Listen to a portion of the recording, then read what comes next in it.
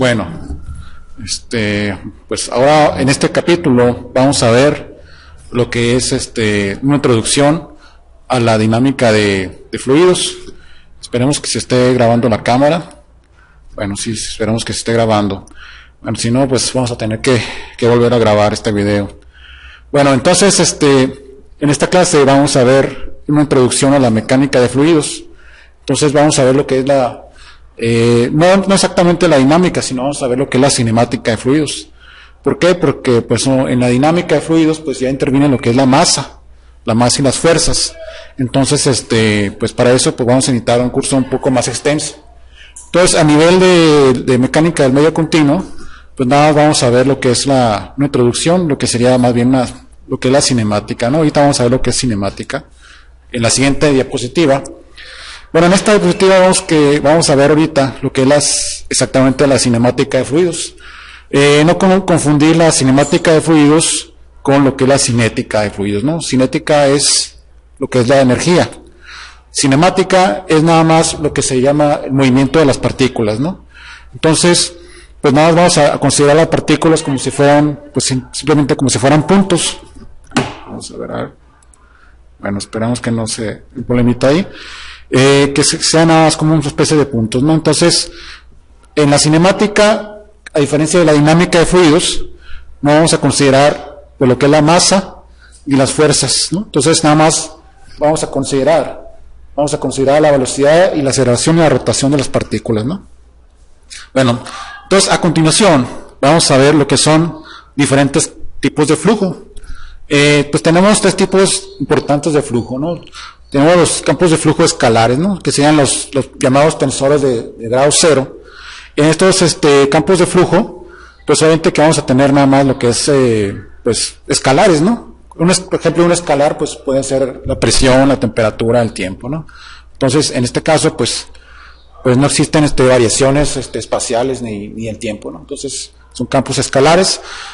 A diferencia del campo de flujo vectorial, que sería como un tensor de primer grado, pues vamos a tener velocidades y rotación, ¿no? Entonces, ahorita vamos a ver lo que son campos de flujo vectoriales. Y también existe otro tipo de campos de flujo tensoriales, que son los que vimos a lo largo de todo el semestre, que eran campos de flujo que venían esfuerzos de formación, ¿no? Aquí en este tipo de campos de flujo, pues teníamos hasta 9 componentes, ¿no? Si se acuerdan, teníamos una matriz. Entonces, en esta matriz, pues hacíamos nuestras transformaciones, y obviamente que pues teníamos nuestros máximos y mínimos, ¿no? Entonces, también los momentos de inercia se pueden manejar como tensores, ¿no? Si se acuerdan que, bueno, no sé si vimos lo que era el círculo de Moore, pues ya lo vieron que el círculo de Moore también se puede aplicar, pues para momentos de inercia, ¿no? Entonces, estamos hablando de tensores, una propiedad tensorial, ¿no? Bueno, pasamos a la siguiente, bueno, esto ya sea la animación.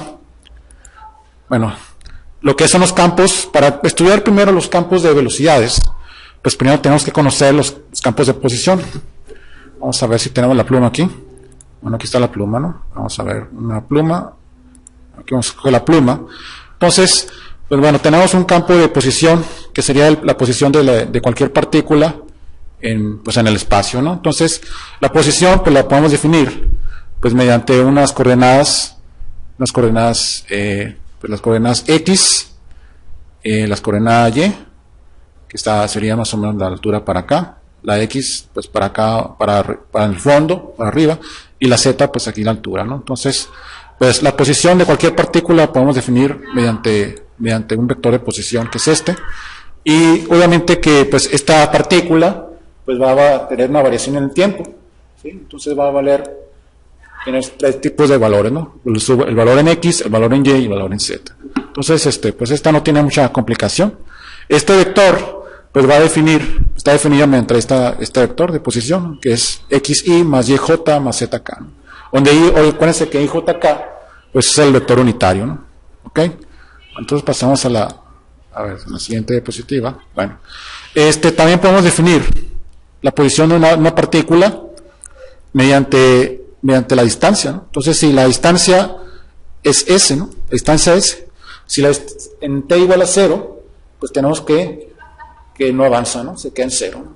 Y cuando tenemos una T, obviamente que la T, pues el tiempo es positivo, ¿no? Pues tenemos que puede avanzar, ¿no? Y pues también pues que puede retroceder en el tiempo, pues si tenemos un t negativo, pues retrocede, ¿no?, en el tiempo. Entonces también lo podemos definir mediante la posición. Ahora sí, vamos al campo de velocidades. Entonces el campo de velocidades, tenemos que la velocidad se puede definir mediante la derivada del vector de posición con respecto al tiempo, ¿no? Y obviamente que la velocidad pues también es una función del vector de posición y función del vector de tiempo, ¿no? Entonces, pues obviamente aquí tenemos la partícula. Entonces en la partícula pues vamos a tener que esto es la velocidad en X, en Y y en Z, ¿no?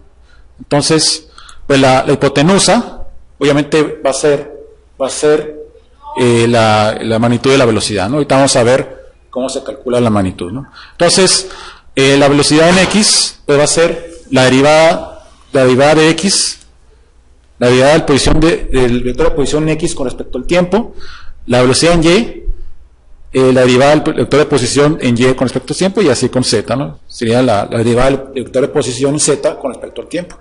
Y obviamente pues que tenemos que la velocidad pues es una función de ¿qué? Es una función de la posición y también es una función del tiempo, ¿no? Entonces aquí tenemos las famosas 4 dimensiones del espacio de Einstein, ¿no? Bueno, si lo conocen, de las 4 dimensiones, ¿no?, que tenemos en la teoría de la relatividad. Ok, vamos a continuar. Bueno, aquí tiene una especie de animación aquí.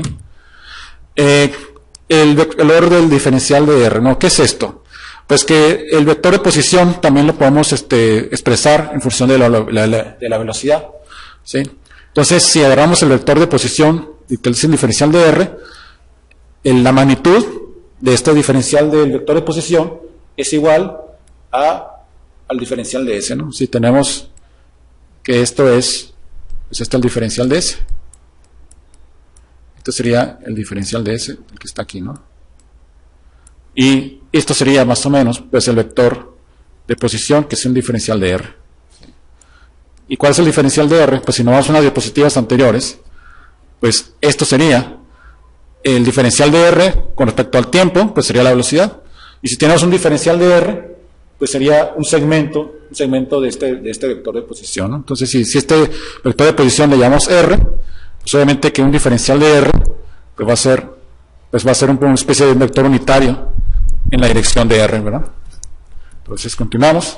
Entonces, si el diferencial de R le sacamos la magnitud, esto va a ser igual a la magnitud de la diferencial de R con respecto a t, o sea que sería la magnitud de la velocidad por el diferencial del tiempo.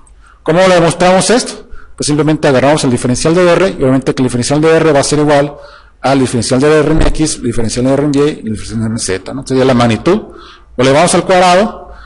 ¿Y qué es el diferencial de R en X? Pues también lo podemos expresar mediante esta ecuación, ¿no?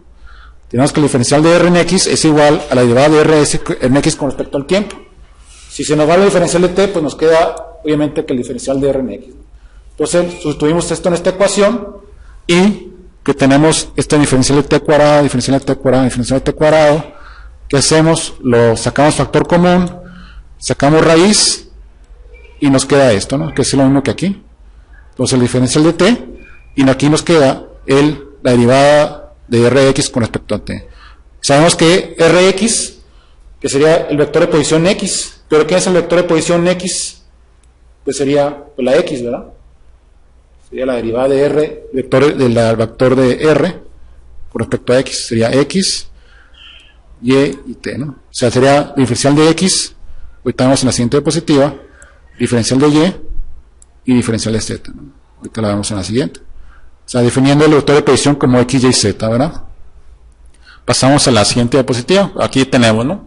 Entonces aquí tenemos que esto es el vector de posición R en X.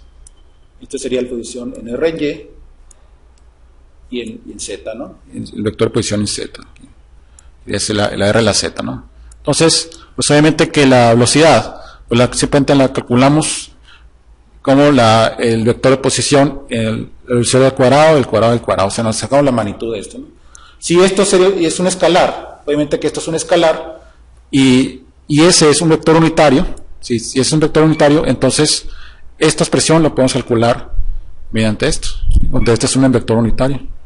Entonces esto también se define como derivada de S con respecto al tiempo, ¿no? O sea, es lo mismo. Si tenemos esta cantidad calculada aquí, y esto es que es un vector unitario, ¿sí? Es una definición, ¿no? Vector unitario. Ok, bueno, ya para terminar aquí. Bueno, seguimos con la siguiente diapositiva. Pues también tenemos el campo de velocidades, pues también tenemos el campo de aceleraciones, ¿no? ¿Qué es la aceleración? Pues es la variación temporal de la velocidad en cualquier punto, ¿no? Sí. La derivada de la velocidad, pues es la aceleración, ¿verdad? La aceleración, al contrario de la velocidad, no tiene una trayectoria. Entonces, si recordamos que la velocidad, si la posición está marcada mediante una línea, entonces la velocidad pues, va a seguir la trayectoria tangente en cualquier punto, ¿no? Con la velocidad aquí, la velocidad acá, la velocidad acá, ¿no? Pero, a la diferencia, la aceleración no sigue este patrón, ¿no? Entonces la aceleración en cualquier punto no va a ser paralelo a este vector, no va a ser tangente al vector de posición. Pues, ¿cómo va a ser la velocidad? Pues puede ser que sea perpendicular o que sea en cualquier dirección, ¿no? Dependiendo de cómo vaya el vector de velocidad, ¿no? Entonces, va a depender mucho de qué, va a depender mucho de la curvatura del vector de posición, lo que es la velocidad. Como se veía en los cursos de física, que el famoso movimiento circular uniforme, si ya lo han visto, ¿no? Entonces, la aceleración, pues no sigue la trayectoria de la velocidad, es una característica. Y pues obviamente si se acuerdan de ya su clase de física, la definición de la velocidad, pues sería la derivada de la velocidad con respecto al tiempo. Y si lo expresamos en forma vectorial, pues sería obviamente que la segunda derivada de la posición, del vector de posición con respecto al tiempo, ¿no? Ahora, esta aceleración también la podemos expresar en función de las posiciones x, y y z. ¿Mediante cómo? Mediante la definición de derivada total, que sería a continuación, ¿no? Entonces, pues, mediante aquí está una definición ahí en cálculo, que es lo que es la aceleración total, es parecido a la definición de diferenciales de volumen, ¿no? Que es la parcial de f con respecto a x, de x, etcétera, etcétera. Nada más que aquí está con respecto al tiempo. Entonces hay que checar, pues, obviamente la demostración de esta ecuación, y donde x' pues sería la derivada de x con respecto al tiempo, para derivar aquí con respecto al tiempo, ¿no? Entonces, si hacemos esta misma definición, la aplicamos para la aceleración, pues entonces, pues aplicamos lo mismo y agarramos la derivada de la velocidad con respecto a x, sería la componente en x. O sea, la parcial de velocidad en x con respecto a x, pues sería la dv de x, que es esto de acá, multiplicado por la derivada de x con respecto al tiempo, que sería x'. Entonces, en este caso, derivada de x con respecto al tiempo, pues esto de aquí, ¿no? Entonces, esto de aquí, pues obviamente es que es bx, y este bx, pues va aquí, ¿no? Similarmente, pues obviamente que el que está aquí, pues sería la derivada de x de y con respecto al tiempo, que sería la y', y también para z, ¿no? Para z de acá. Sí. Entonces, esta nada más sería para la componente en x. Entonces, para hacer la aceleración en x, que sería la aceleración en x, nada más sería la derivada de la velocidad en x con respecto al tiempo. Nada más la pura componente en x.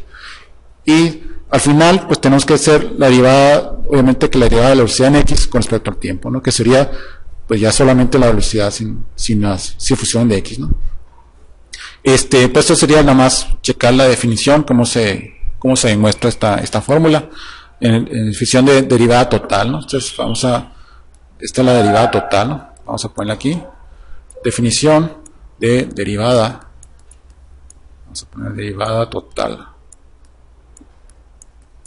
Bueno, esperamos que, creo que a lo mejor si escribo bien con el mouse, ¿no? Bueno, esta definición de derivada total hay que checarla, y lo mismo pues hacemos para y, ¿no? O sea, tenemos que hacer la componente en y, pues hay que hacer todo este cálculo, ¿no? O sea, no basta nada más con hacer este cálculo. ¿Por qué? Porque este cálculo es nada más, pues para la aceleración en x, ¿no? Tenemos que calcular la aceleración en y, calcular esto y hacerla en z, ¿no? Para hacer este cálculo. Entonces, pues sí, está un poco largo, pero pues pues esa sería la aceleración total, ¿no? Si la aceleración no tiene función de en x sin y en z, pues obviamente que sería la derivada con respecto al tiempo en x, y esto pues obviamente que sería 0. Y esto sería 0, y esto sería 0, ¿no? Que es en cada componente, ¿no? En x, y, z. Pero pues si existe una variación con respecto a la posición, pues tenemos que realizar todas estas derivadas de aquí. Bueno, a ver si termina el video con esta parte. Bueno, así se le puso una pequeña